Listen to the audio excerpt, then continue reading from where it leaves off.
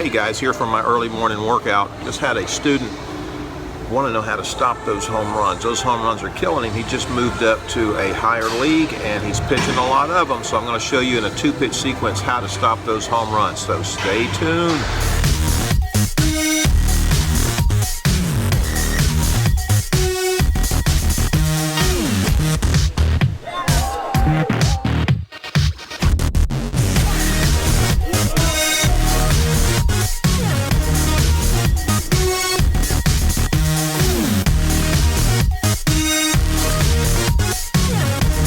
Okay, you just watched 10 pitches hit for home runs. Now there are two things in common with all of these pitches. I'm going to play it back and freeze frame it, and I want you to pick those two things out. Now one of them is pretty obvious, the second is not so obvious, so take a look.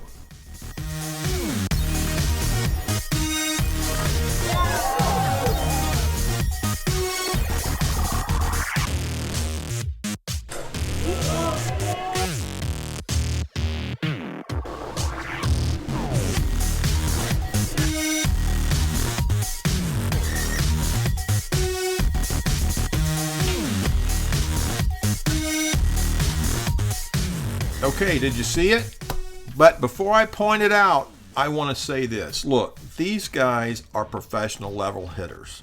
They can mash the ball, okay? It's not likely that you or me are going to meet hitters of this dominance and quality on a regular basis.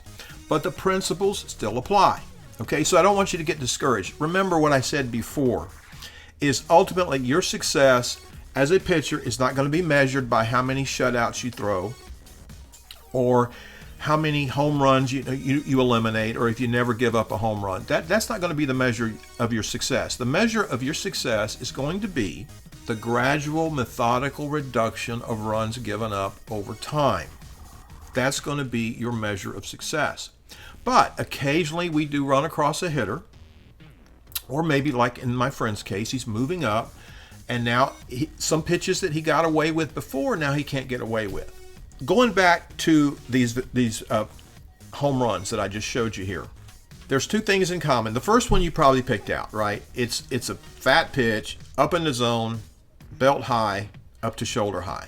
Okay, now I know these are professional level pitchers, but everyone makes a mistake. And if you make a mistake, you leave it up there, a quality hitter is going to do what these guys do with the ball.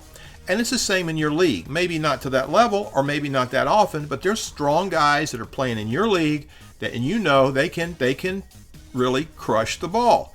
So if you leave it up there enough times, they're going to make you pay. So this is what I would do as a combination. Oh, and the second thing I want to point out, this is not so obvious, but every one of these pitches had an arc that was 8 feet or higher at the top. Now you throw a pitch 8 feet or higher, and it comes in belt high up to the shoulders, that's what's going to happen.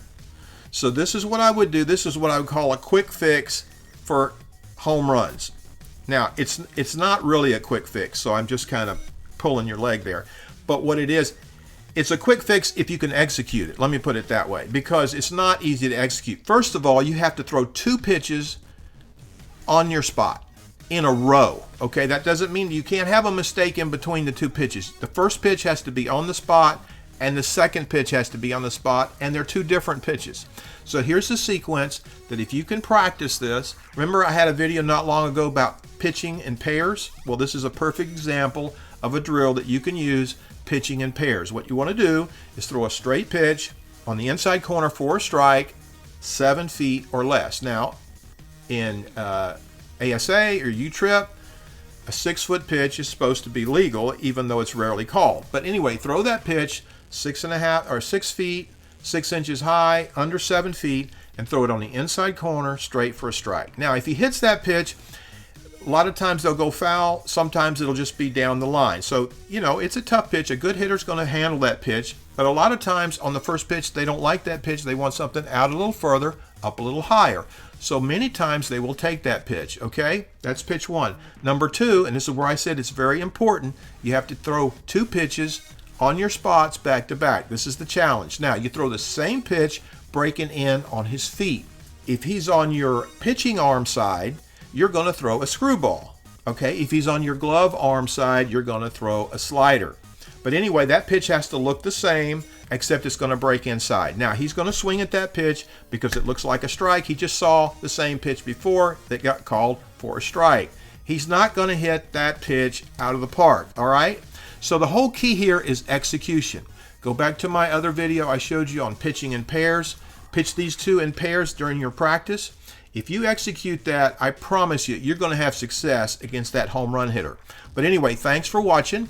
If you have any questions, put them in the comment section because I always try to answer your questions. So stay tuned. I am working on my new series called Pitches. We're going to go into in-depth description, how they work, how you learn them, the drills to really memorize those pitches. But anyway, stay tuned for that. I appreciate you watching. See you next time.